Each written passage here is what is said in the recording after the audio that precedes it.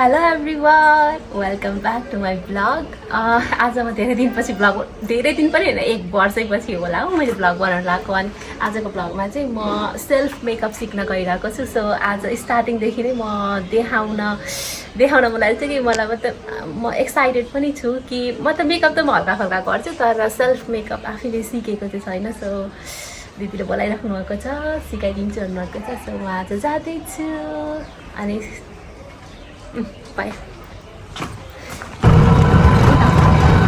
Sikat. Taruh aja. Tidak ada sama berat.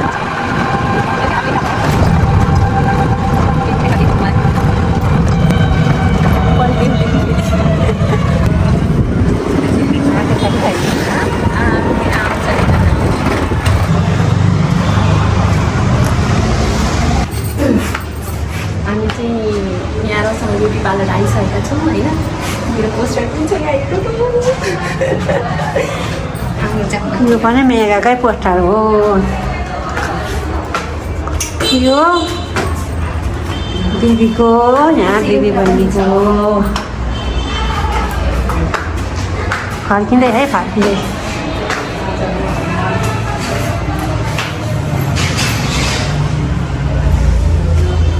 Hello hello hello. यहाँ चाहिँ हाम्रो ma'am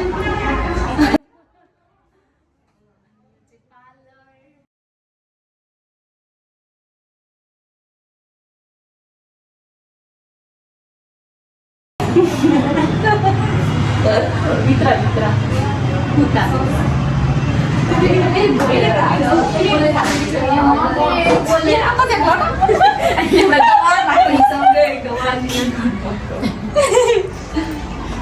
hello hi.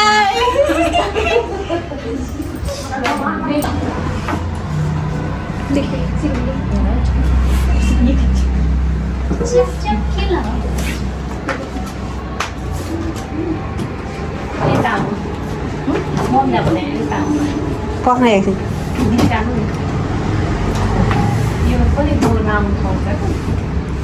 फर्स्टमा यही त हो त। आज हामीले के सिक्ने भनेको आइब्रो सेपिङ गर्न है, आइब्रो बनाउने। यो यसलाई भन्छ स्पुली, सरी यसलाई भन्छ स्पुली, यसलाई भन्छ एङ्गल ब्रस। यसले हामीले आइब्रोलाई यस्तै कोर्ने भने यसले हामीले भएको यो रौँहरूलाई चाहिँ हामीले उठाएर अनि त्यसपछि यो के अरे एङ्गल ब्रसले कोर्ने है त। कसरी गर्ने हो भने यताउता एकजना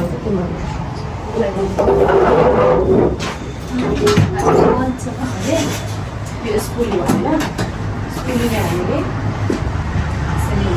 माथि लाग्ने गाउँलाई यो माथि लाग्ने।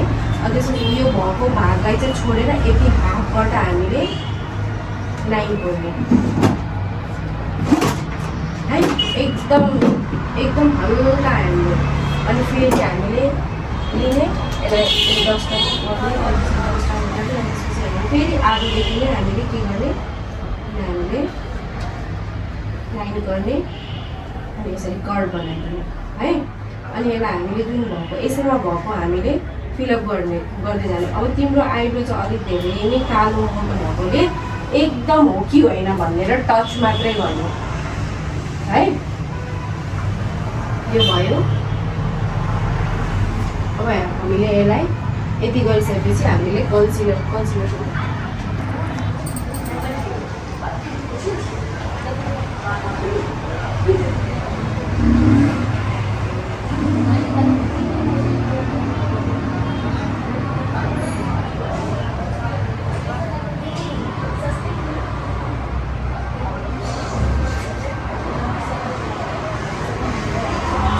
होइन यस्तो क्या यसलाई सफाएर भयो कस्तो राम्रो देख्यो नि त आइब्रो। कस्तो मोटो देखियो, धेरै मोटो। अब यसलाई अझै पातलो बनाउनु छ भने केही छैन, यसलाई अझै हामीले पातलो बनाउनु पनि मिल्छ। तर तिम्रो आइब्रो पनि आइब्रै मोटो छ नि त।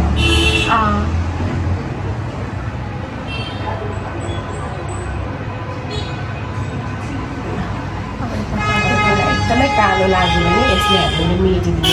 यसलाई चाहिँ हामीले कहिले पनि कालो बनाउनु हुँदैन किनभने हाम्रो नेचुरल कपालै हुँदैन नि त यहाँ। हामीले यो थोप्नु हुँदैन कि थोप्यो भने के जस्तो लाग्छ है ट्याटो जस्तो देखिन्छ। त्यसैले यहाँ जहिले पनि यसरी नै कम नै लगाउने। हामीले धेरै किन जस्तो लाग्यो भने यसले निकालिदिने कि प्रडक्टलाई त्यसरी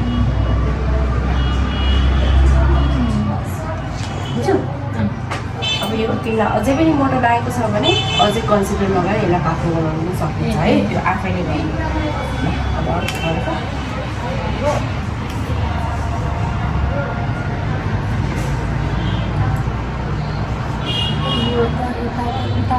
सजिलो हुन्छ नि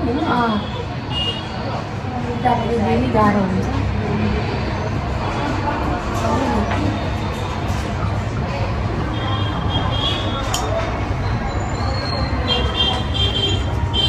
अरू दिदीहरू हुनुहुन्थ्यो नि जानुभयो? दिदीको छुट्टी छ, उहाँको नानीको सन्चो छ, भोलिदेखि आउनुहुन्छ।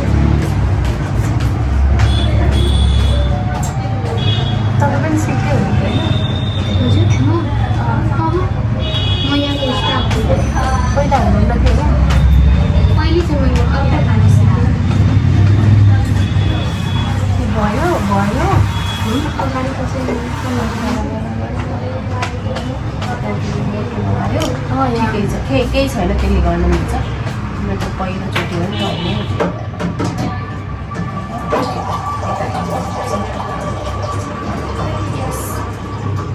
त्यसलाई त्यस्तै प्रडक्ट भएकोलाई फिल गर्दै जाऊ भित्र यताबाट तलबाट जहाँ जहाँ क्याप छ नि जहाँ जहाँ सेतो सेतो छ त्यहाँ क्यापमा मात्रै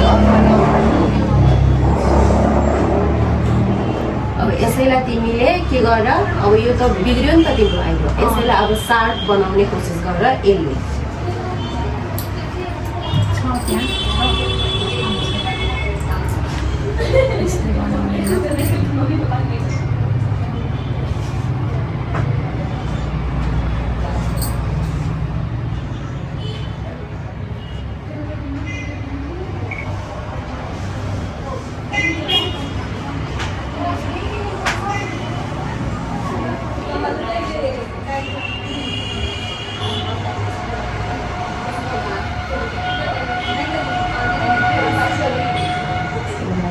अगाडिदेखि नै अगाडिदेखि नै अगाडि यहाँ अगाडि यहाँदेखि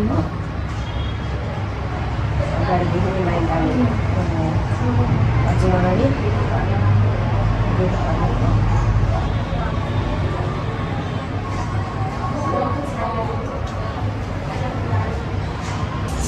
ओके राम सेल्फ मेकअप सिक्न आएकोमा त गाह्रो हुँदो रहेछ भने अब खुट्टाले गर्नलाई है। अनि बल्ल बल्ल आइब्रो चाहिँ यता यस्तो भएको छ क्या मैले बनाएको थिएँ। तर अलिअलि त दिदीले पनि टचअप गरिदिनु गाह्रो तर 1 विकभित्र सिकिसक्छु भन्नुभएको थियो। तर गाह्रो भएको थियो नि मलाई स्टार्टिङमा पनि सुरुमा भर्खर एक्सिडेन्ट भएको बेला मेकअप गर्न मन लाग्यो मलाई चाहिँ होइन। के भर्खर एक्सिडेन्ट भएको बेला त गर्थेँ होइन आफै मेकअप गर्न मन लाग्ने मम्मीलाई नआउने मम्मी त गर्दै नगर्ने भने आज अनि सुरुमा लाउँदाखेरि त कति गाह्रो हुने कि मोटो मोटो हुन्थ्यो गाजल। अनि त्यो पनि बिस्तारै बिस्तारै इम्पोसिबल देखि साह्रै सबै त पोसिबल नै भयो बिस्तारै बिस्तारै गर्दा त मैले मेकअप गरेर सिकिसकेको थिएँ। तर सेल्फ मेकअप प्रोफेसनल तरिकाले त अझै पनि गाह्रै हुन्छ नि त गर्नलाई। अलिक आइब्रो त कहिले मिलाएकै छैन मिलेकै आइब्रो त्यो पनि यताउति गर्दा त कहिले नमिलाउने। दिदीले आऊ म सिकाइदिन्छु भनेको भने गरिराख्नु थियो क्या। म त टाढे टाढे गरिरहेको अस्ति त हचारो फेरि मासु गरेर लु सिक्ने होइन भन्नुभयो। अनि म त दौडेर आइहालेँ नि त आजदेखि।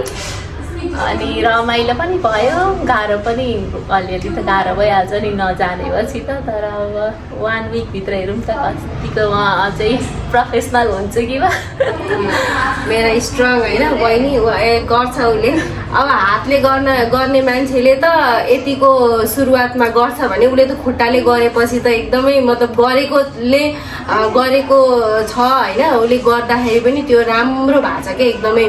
मतलब सुरुमा हातले गर्दा पनि त्यतिको हुँदैन यतिको गर्नु भनेको यसले खुट्टाले एकदमै राम्रो गरे हो होइन। मेरो स्ट्रङ बहिनी